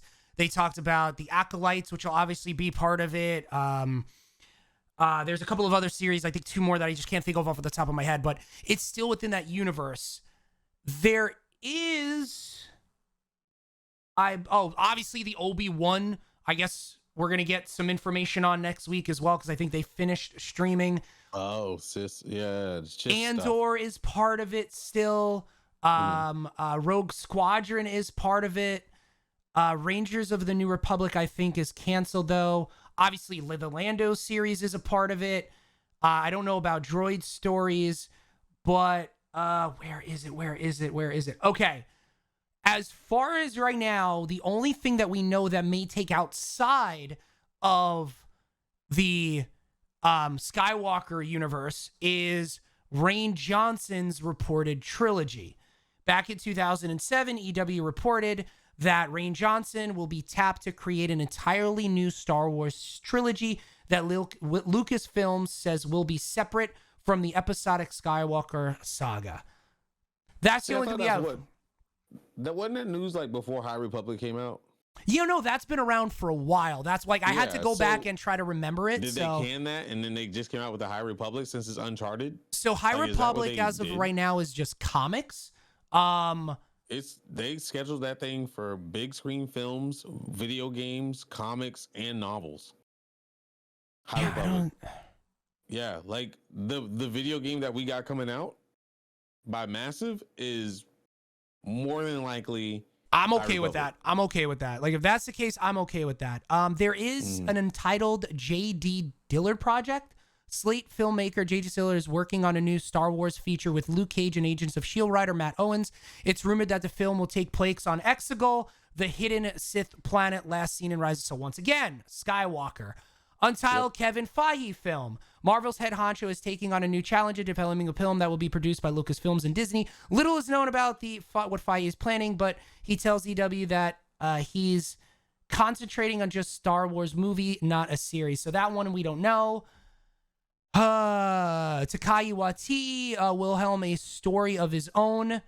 Will direct and co-write a brand new film in the Star Wars, but I think that may have gotten canned. I don't remember.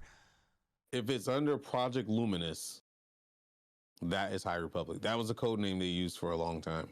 When was this? And apparently, written? they're picking that up was studios in September. left and right. Yeah. Apparently, so I don't they're know. consuming studios, and they're all working on different projects. I'm cool with High Republic.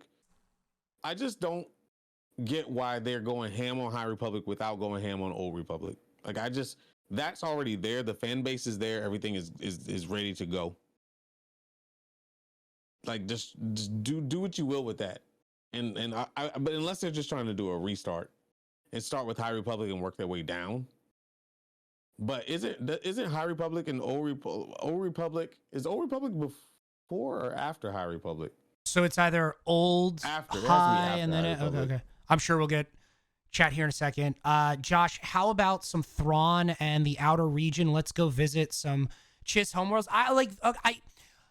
I'm okay with that. And in the same time period as Skywalker crap, but Ahsoka and Thrawn is awesome. So like I guess what it is there's certain things of the Skywalker saga I wouldn't mind rehashing or bringing back. Ahsoka, because now it's live action. Thrawn, I'm 100% down for because he is a badass that never really got its due. I'm okay with like the Mando series because it's even though it's in the universe, it's a little bit different. Even though we got Boba Fett, is that with Revan? No, Clone Wars. But the one thing that I was pissed off about, and did we discuss it? I know I discussed it on my stream, but I didn't want it to be Skywalker coming in and picking up Grogu. I understand? I understand? Yes, but enough is enough. Like we gotta get past it, man. Jedi, personally, I think either they didn't have time to really develop that character, or he was just developing a very old time period and like trying to adjust him to like, the new age is just kind of weird. But Old Republic has so many, like, if anybody read the Book of Vane or excuse me, Bane, excuse me, and yeah, Ahsoka, when she was after the Clone Wars, the shit that she went through mentally and like not knowing whether didn't know her identity, like completely had to destroy her identity as a Jedi to be a mechanic on a foreign planet, and then watching the Empire take over certain areas that they never touched. That stuff is so cool. The fact that Thrawn and the Chiss and what they go through and how they're masterminds and they have this gigantic master plan and how they manipulated the Sith and the Empire by one person. Like that stuff is dope. Like I feel like those are the areas we should go into. We should explore. And it's okay to do both, High Republic and Old Republic. I think having both of them at one time would be good. But yeah, I agree. Those things, the Night Sisters. Yeah. There's just people out there that don't know anything about the Night Sisters. Like that stuff is dope. Like Maul, Darth Maul and Palpatine when he was younger, stuff like that. Like, man, I just the rule of two being explained through film instead of books. Why the rule of two exists. And that's where Old Republic comes into play and stuff like that. Even Jedi Fallen Order. I loved playing through that game and the stories. They talked about the Night Sisters. They showed some stuff. They did such a good job because once again, you can long story tell in a video game, right? But I love Vader. It was a oh shit moment for me for sure, but I wish it was something different. It made sense, once again, just like Luke made sense on Mando and Grogu, but I just wish it was someone different. Because it was like, what are the Jedis? They're dead. It's this time period. Like, why couldn't it have been somebody else? Like, you know what would have actually been awesome? If they brought back Starkiller. Because it still would have made sense because I'm still wanting a Starkiller. Yeah, it's Darth Vader, but it's the apprentice, and now you have a Jedi that isn't around, that's learning, that's going through. Why not make it Starkiller? Like, it's not even a Jedi, right? Like, it's awesome. He's a gray. Yeah. Which is even more important. Like, Revan was gray. Like, there's so much there. The in-between Sith and Jedi movement that happened for such a long time. Yeah. That's so important to the universe of Star Wars, and I don't understand why they don't freaking go ham with that. It's probably... The story is amazing. Yeah. The book is so good. So good. Jedi Detective, baby. They could turn that into a trilogy movie easy. I guess with going new with Mando and a bunch of other things, they brought in Ahsoka. Honestly. Like even having Christian Haydensons in Obi-Wan, and which still doesn't make sense based on what I've read. He was a part of a canon world that was made non-canon, and now that's going to be made canon again. Yeah, but I think still with canon, non-canon, at no point from the end of episode 3 to episode oh my god, words are hard. 4, sorry. Did they see each other? Like I don't even know when Obi-Wan is supposed to be. Is it in 2022? Well, it takes place in between. Is it a young version of him or older version? It's after 3 but before 4. Because there's a big gap. A decade after the trilogy. Yeah, so he's still right. Star Wars also said fans. 9 years before we meet up with Obi-Wan again in New Hope. There you go. So apparently during that whole time period, he never once interacted with Anakin / Darth Vader. Now they could say physically, and they do the whole, no shirt Kylo Ren thing where Jedi vision and everything like that. 100% a pure Jedi either. I mean, they brought it up many times in the novel how Obi-Wan was a big hypocrite. What was that Jedi's name that Obi-Wan looked after? They were friends, and he ended up becoming Sith. Does anybody in chat remember? Anakin? It's a story that's I'm kidding. on the outside, but he was Obi-Wan's like best friend, and they both went through the academy together. And this guy ended up turning Sith to fight Count Dooku, and ended up beating Dooku. And when he beat Dooku, he turned Sith. Wait for it. I know chat's gonna come back with it. He betrayed everybody in the academy, including Yoda. Everybody. He was a part of the High Council, or yeah, I think he was a part of the High Council at one point. It's right when Count Dooku manipulated him and made him turn to the dark side. Got his name. But he was a certain race that had premonitions. Friend that took on Count Dooku. Yeah, he had premonitions. Qui-Gon, it was that race that can see the future, glimpses of it. I forgot, he was like a prophet or something. Let me see. Obi-Wan's Kenobi's 5 best friendships. Rivalry, friendship, Luke, General Grievous, Commander Cody. It was a name. Cade Bane, no. No. Ahsoka, Windu, Quan Lan Voss, Adi, Luminara. It was him. Adi Gallia? No. Quan. Quan Lan Voss? I'm probably butchering these names, by the way. Yeah, it was definitely Voss. It was a male Kafar Jedi Master who lived during the final days of the Republic. Oh, this guy looks dope. He actually looks like Turok a little bit. Yeah. He looked kind of Native American. Yeah. So that race of people can see, like, they have premonitions. They can see spots of the future, but it's not all lining up together. And Yoda was training him for a little bit. And he was Obi-Wan's like best friend. And Obi-Wan would always tell him things that he shouldn't do. That's not a Jedi way. And he was like really getting sick of it. So he was like, F this. He's going after Count Dooku. It's a really cool story. In an attempt to uncover the identity of Dooku's master, Darth Sidious, Voss succumbed to the dark side and became Dooku's apprentice, serving the Confederacy as Admiral Enigma.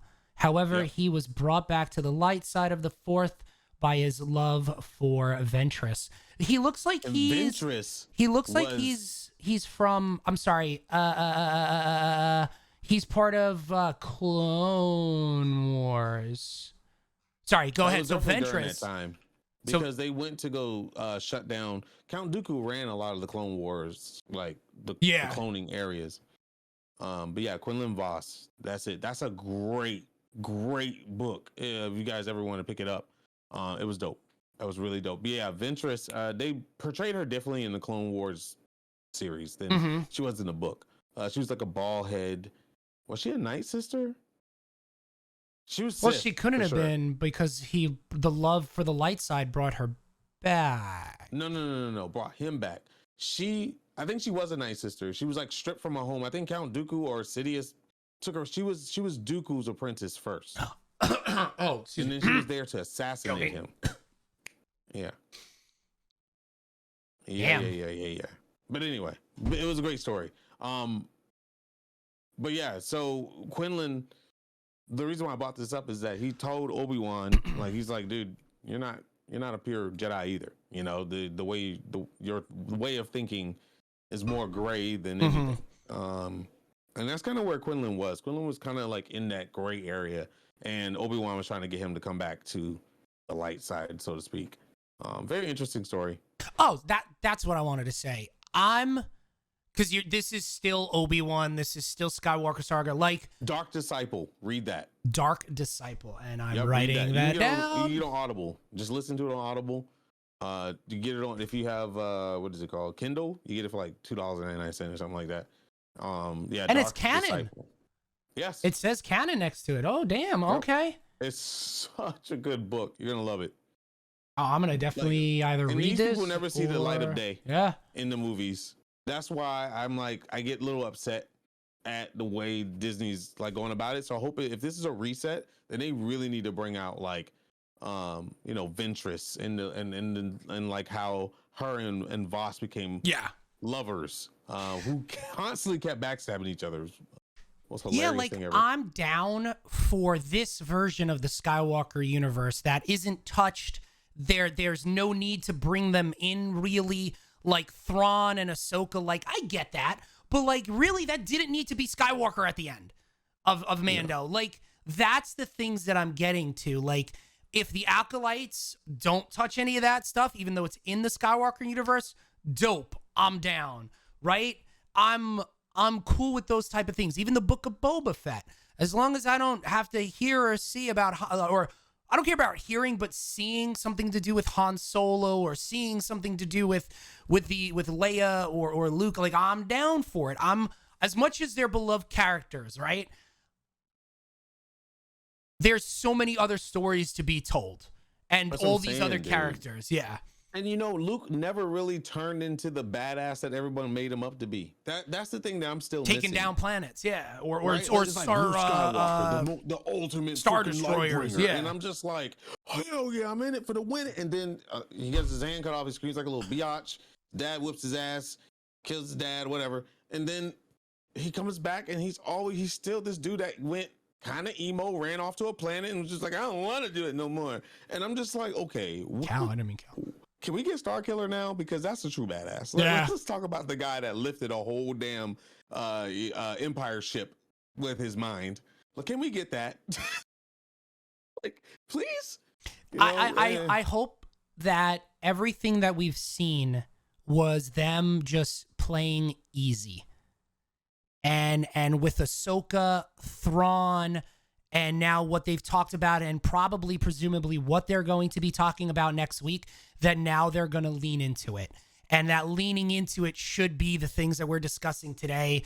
And maybe above and beyond, like having a Darth Revan doing something with that story, right? Like that's amazing. And who's the, oh my God, I'm drawing a blank right now. Darth Revan and the other Darth. Darth Bane? Darth Bane, like doing things like that. I would lean into it. Give me the Darth Bane. Give me the motherfucking Darth Bane, bro. That, you talking about a badass? Darth Bane was one of the most badass characters ever made in the Star Wars not wrong, history. you know. He's on Thrawn levels with me, man. Yeah. That character story, fucking awesome. And then even goes beyond that. Even his apprentice, dude, awesome. Actually, Revan is very overrated, in my opinion. Revan wasn't as badass as people say he was. Because let me tell you, there's a more badass out there. And that dude took down a whole planet when he was 13 years old. Jesus. So he goes by many names because he perfected the art of throwing his soul into another body. Okay, like, so wild stuff, man. So wait, he went by many names. What was his name? Vicious, Venice. Who came first? Was it Revan or Bane? It was Revan, right? Revan? Was it Revan or Revan? Revan. No, it wasn't Revan. I don't think. No, because didn't Bane I think come from the Bane is the creator of teaching Rule of Two. of Revan? So, huh? Didn't he model his Yes. thoughts Revan from came Revan? first, 'cause Yeah, Bane, okay. Bane did. The reason why Bane exists is because he read the books of Revan. That's what it was. Okay, yeah. But it was the books of Revan as a Sith. Yeah. Not a Jedi. Well, it was Gray Sith. Gray Sith. Okay. It was in between the transition because Revan was saying how broken the Sith system is. It's just all these Sith running around and they're competing with each other, killing each other. They're not really making any progress. And Bane started researching Revan's Rule of Two and made his own version of the Rule of Two, where it should be a master and an apprentice only. That apprentice's whole life story being should be to overtake the master and become the new master. Yeah.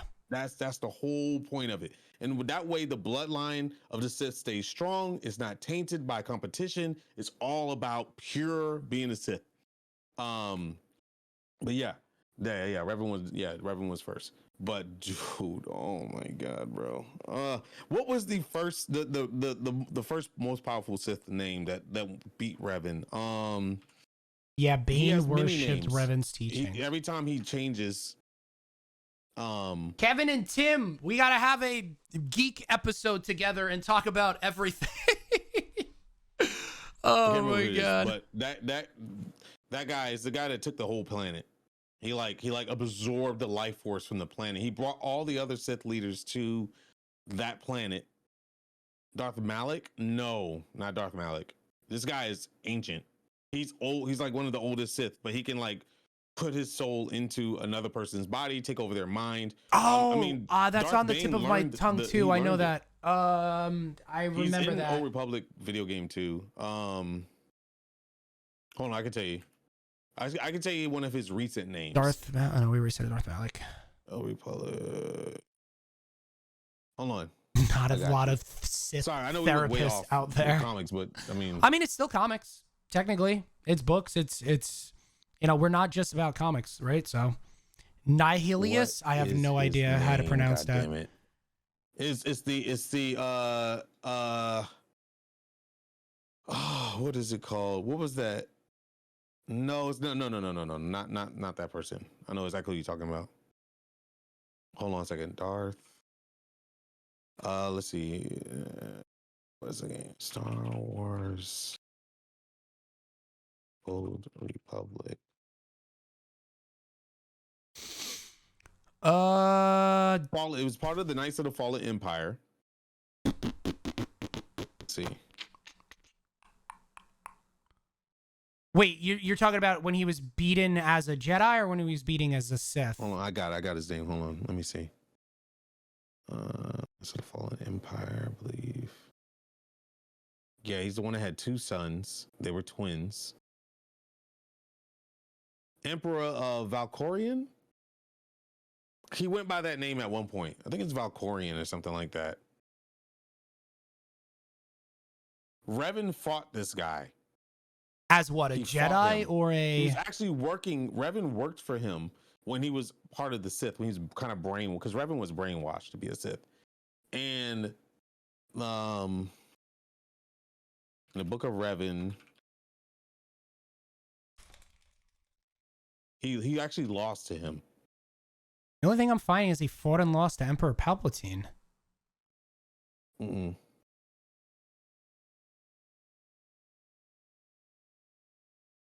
Was it Varkor? He was finally was the Emperor.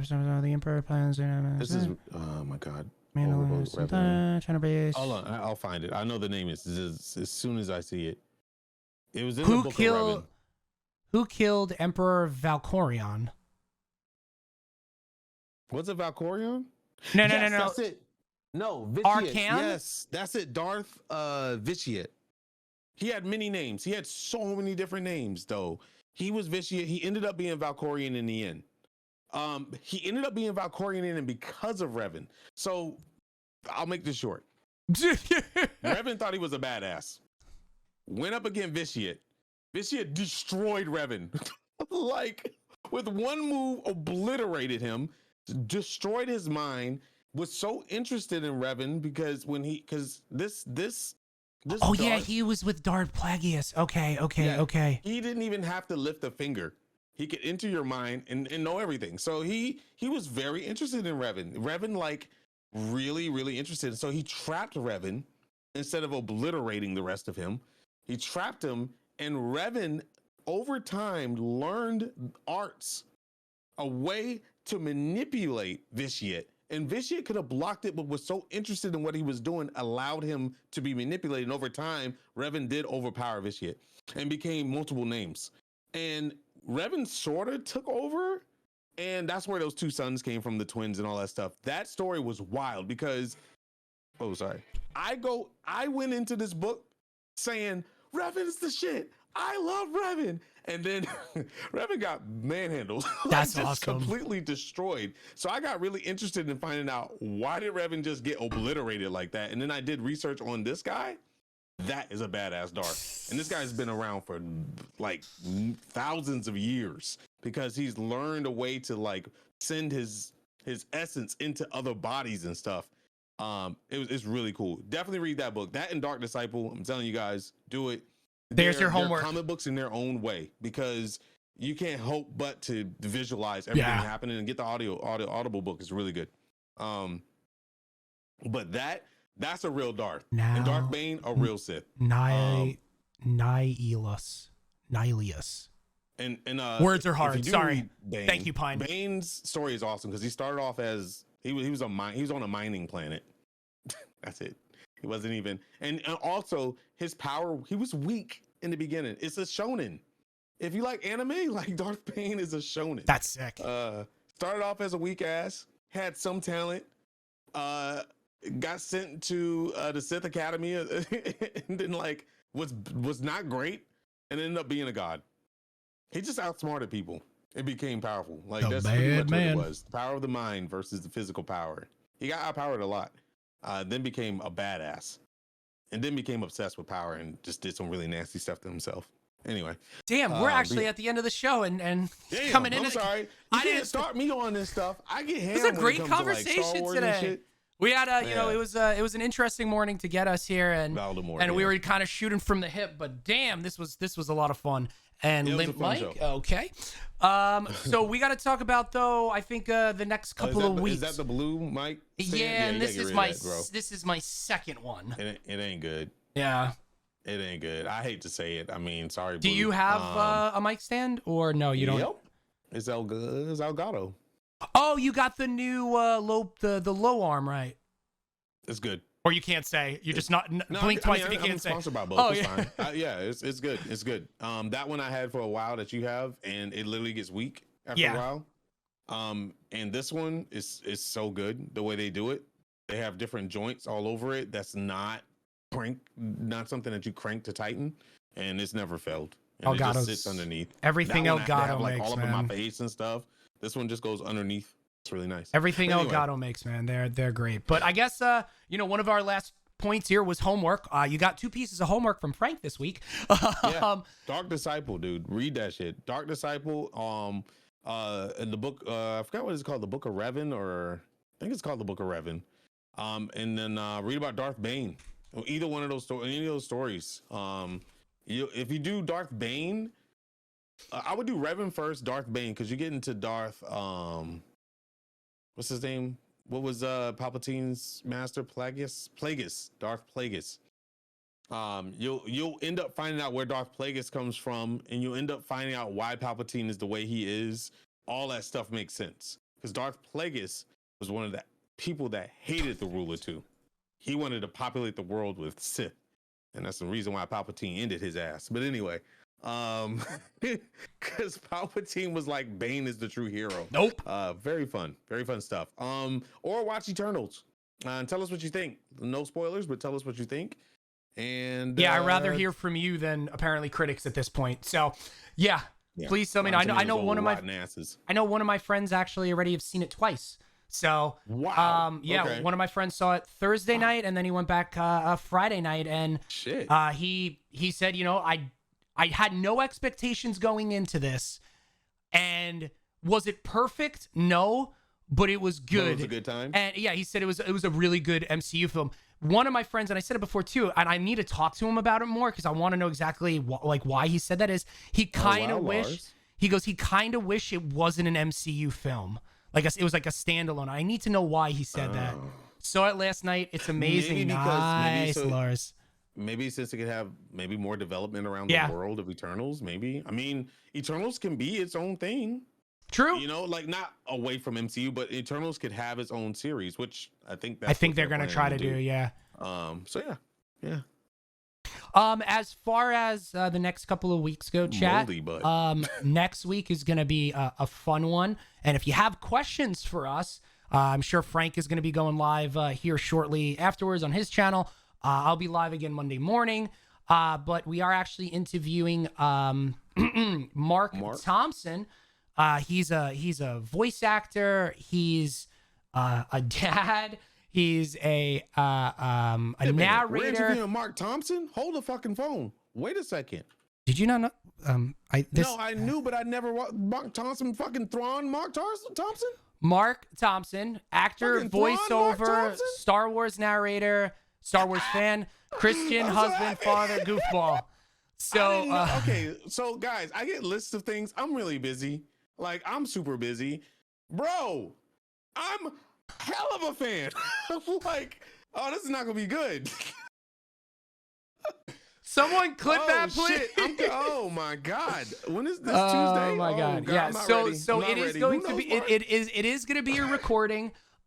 So kind of like some of our other interviews before with Jason Bischoff and Mark Scott Thompson, Snyder. Mark Thompson. On Saturday, we will be live at 12 p.m. It will be pre-recorded, but that interview will be there. So if you have any questions, please feel free to hit us up in our Discords, hit us up on Twitter. If you want to hit us up on Twitter, not only can you hit us up, chat. Hold on. Shut up a second. Mark with a C or a K? Mark with a C, right? It is Mark with a C. Do you want me to send you who it is? No, I don't know. No, I'm good. Oh my God, but we're gonna have a good time with that one. This dude is the reason why I'm in voice acting. 100%. Oh, this is gonna be an awesome one then. Yeah. This is sick. I read the name, but I was like, that's a different Mark. Like, I was just like, that's a different Mark. Oh, bro, you guys, my God. okay, I'm done. New homework. I'm Go done. to Audible and go to Audible and get the Audible for free for a month, and you get one Audible book of your choice. Get Thrawn by Timothy Zahn, and Mark Thompson does the narration. He does the best Thrawn voice in the world. I'm telling you, dude. Thrawn like, Ascendancy. it's so good. High Republic, Go Light get of the Audible Jedi. tonight. Yeah. That way, when you hear the freaking interview, that's gonna be more of me screaming. You're gonna understand why. I'm Dude's gonna legend. sit back and just have a smile on my face as Technique freaks out. Bro, let me tell you, okay? There's Star Wars books that I will not listen to if it's not Mark on it. Like, that's how good this dude is, and he does multiple voices. Fuck. Also, one piece of info that I don't know if you've seen or haven't seen yet. The not only us but a couple of other shows on Rare Drop. Though we're going to be here every Saturday, we are getting our own entities, if that makes sense. So please go check us out on Twitter. I just put it in chat. We have our own Twitters, which is our ats below our beautiful, wonderful faces. That's where we're going to be posting a lot of information going forward on the show. So we'll probably have questions, we'll have reactions, like Morbius just came out the other day trailer, which we didn't even talk about today, but like when more things happen like that, we'll do our reactions and have conversations on there. If you have your own questions for us, knowing what our homework is or what we're talking about, or hey Hawk, hey Frank, your show's tomorrow or in an hour, yo, can you guys go over this? Please hit us up there. We have full access to it, and we're always going to be checking it, just go do the thing. Words are hard. Yeah, give us homework. Like, if there's something that you really, really want covered, let us know. Because, yeah, we could definitely do it. And I'm still losing it over here. So that's Tuesday. I think we begin recording around 6 p.m. Eastern. So you got today, tomorrow, Monday, and up until 6 to hit us up on Twitter, Discord, on stream. I know I'll be there. You can hear Frank probably geek out when he goes live in a little bit afterwards, even more. I'm still taking it in. There we go, brother. There we go. Who set this up? Paul did.